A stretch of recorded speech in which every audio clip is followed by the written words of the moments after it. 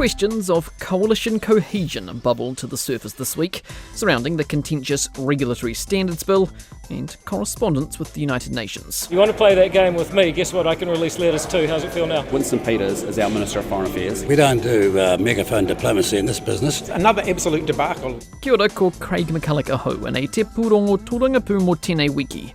Welcome to Focus on Politics.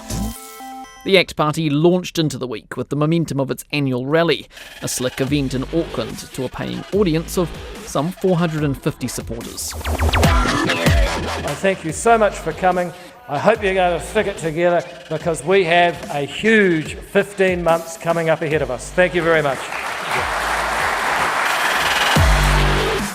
An early taste of ACT's election campaign. Its ministers were trotted out one by one to tout their achievements and to prove ACT's contribution to the coalition. You could probably say that my job is to deal with guns, booze, sex and dirty money. Burn the RMA to the ground and start over with a system based on property rights. I actually get excited about health and safety now. And not about the technicalities. I swear I'm not quite that boring. The insane climate agenda of the previous lot would have driven food production offshore. We are the one party that is committed to free and equal future. And then, of course, the main affair. David Seymour, ACT leader and now Deputy PM. And has this coalition government gone as far as ACT would on each issue? No, it has not. But has it gone further than it would without the ACT Party? Time and again, you can be assured that your voice and your vote have made the future of this country freer, more equal and more prosperous than any other vote could have. And that's why ACT next year will be campaigning to keep this government, i.e. not the other guys, and make it better with more urgency, more reform and a greater commitment to making New Zealanders free and equal. So far, so normal, the usual tub thumping. Except, listen back to that there at the end. And that's why ACT next year will be campaigning to keep this government. Campaigning to keep this government. This government. Not just to keep ACT in government, but the whole coalition, all three parties. On one level, it's a somewhat benign commitment, unsurprising given that current polling suggests all three parties will be required again in order to hold power. But it's worth noting, given how significant a departure it is from ACT's approach last campaign, when David Seymour went hammer and tongs with Winston Peters at near every occasion. Nobody has managed to successfully work with this guy. He's got serious personality problems. This guy's had enough chances already. It's like an arsonist showing up dressed as a fireman saying, I'm here to help and fix it all for you. It's just not credible.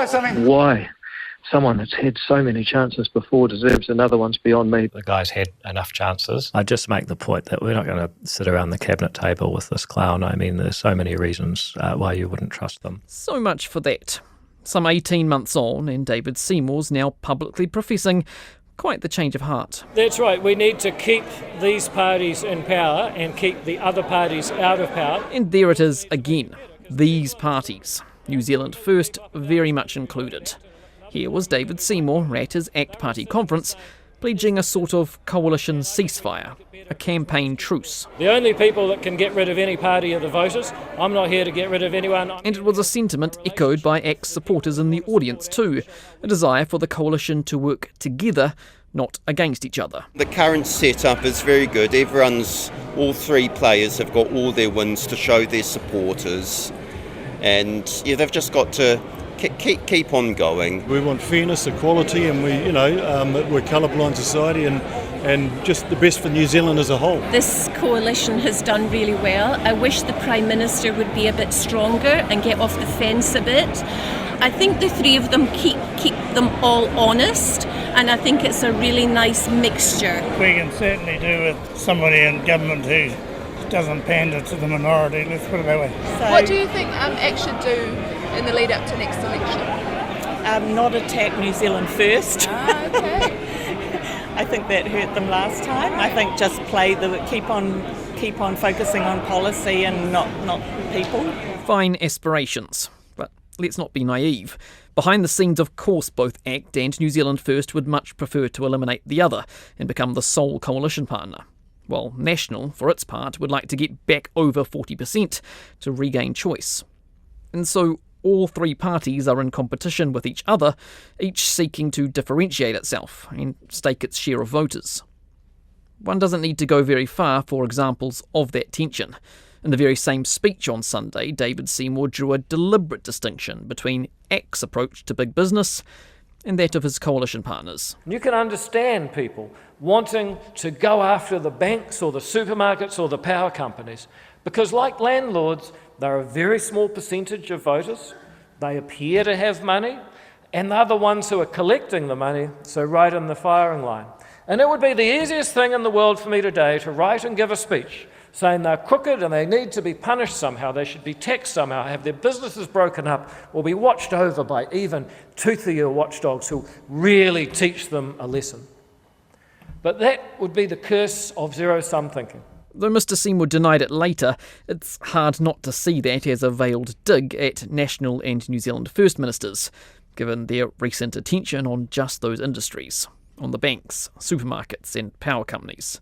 National and New Zealand First may scapegoat them, Mr Seymour implied, but ACT won't. He was not shy about reminding the audience of other internal differences too. Now our partners, they abandoned us in defining the treaty principles, so we lost the vote. But we didn't lose the argument. That treaty principles argument, and all that followed, has been the clearest example of tension within the coalition this term, and the clearest illustration of ACT's strategy.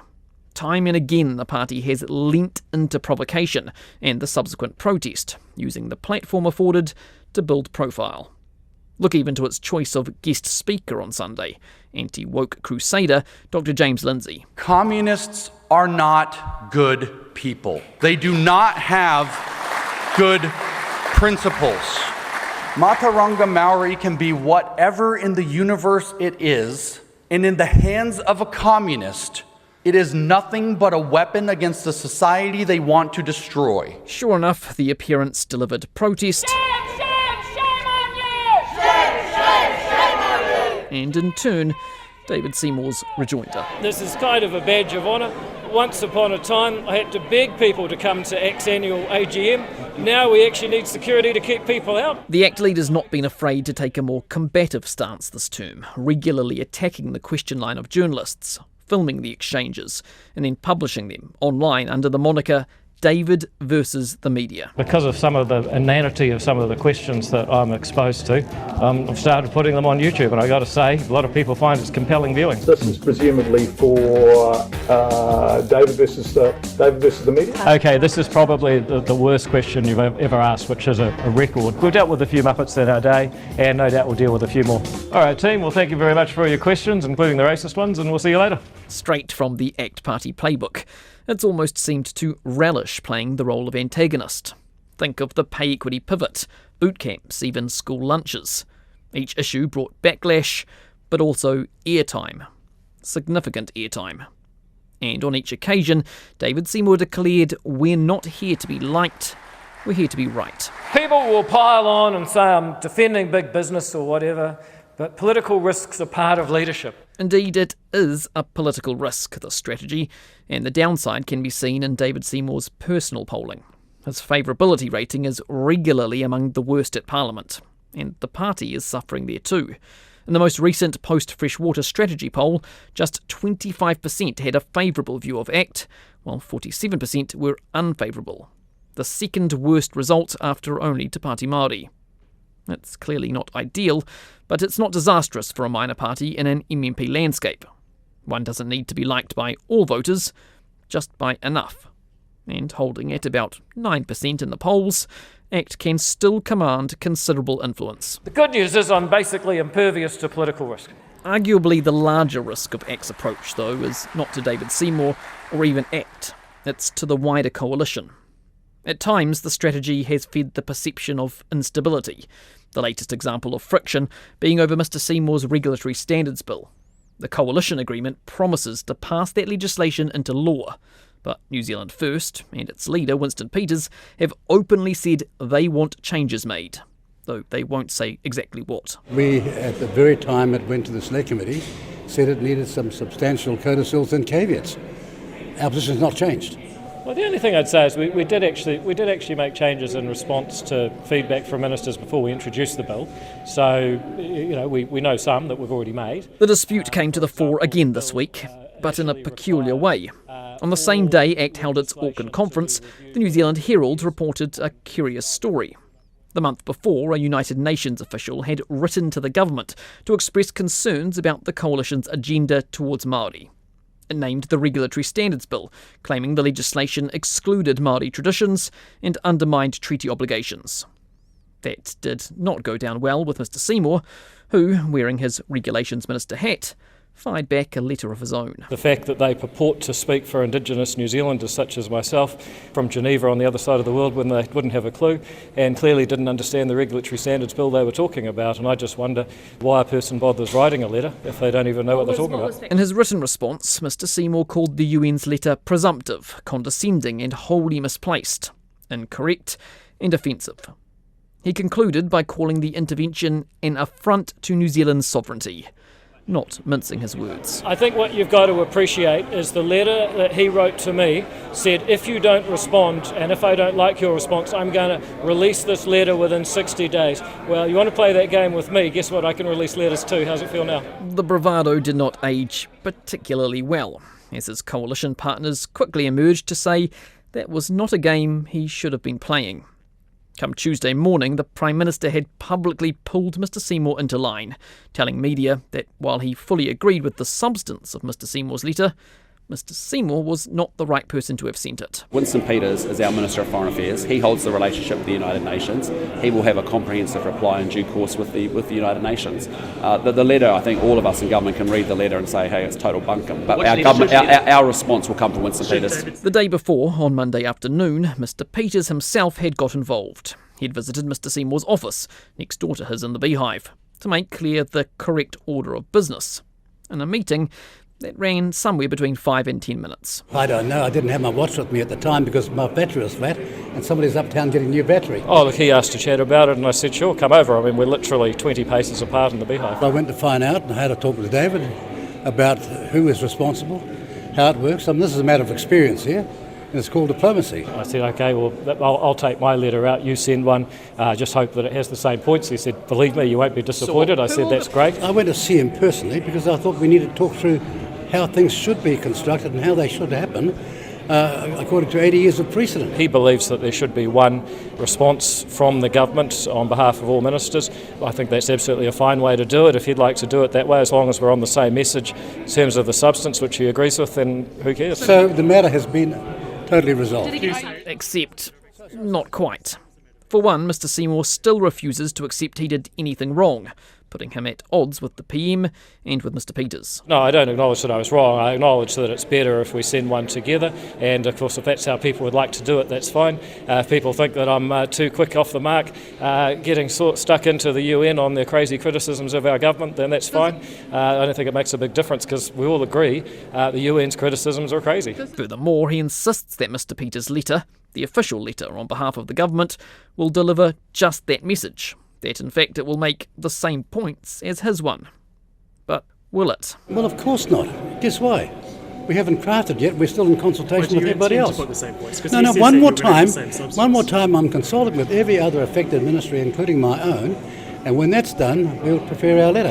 What we're not going to do is be hidebound by your inexperienced constriction. Mr Peters says he will send his official response before the UN's cut-off date of August the 11th. Until then, he says he will not be expressing a view on the UN's letter, unlike Mr Seymour and unlike the Prime Minister. We don't do megaphone diplomacy in this business. We'll tell the United Nations rapporteur what we think on the 11th of August. Is it fair to say that it'll be fairly... No. Don't you understand diplomacy? You don't speak to other countries via the media. The Prime Minister has described that letter as total bunkum. Does that mean he doesn't understand diplomacy either? Oh, why don't you ask him? No, excuse me. Why don't you ask him? I'm not answering questions for the Prime Minister or for David Seymour. The internal discord was music to the ears of the opposition, as Labour's leader Chris Hipkins lined up to put in the boot. Another absolute debacle. Winston Peters and David Seymour don't play nicely together at the best of times, but when it comes to New Zealand's reputation on the international stage, I think it's pretty important that they get around the table and figure out a coherent position before charging off and misrepresenting New Zealand or embarrassing the country internationally. On its own, the coalition squabbling over who should write what letter is fairly minor, but it feeds into that wider narrative of instability referred to earlier, and it is a growing risk as next year's election approaches. The government's main attack line against the opposition parties is that they would be a shambles in power, Labour, the Greens and Te Pāti Māori.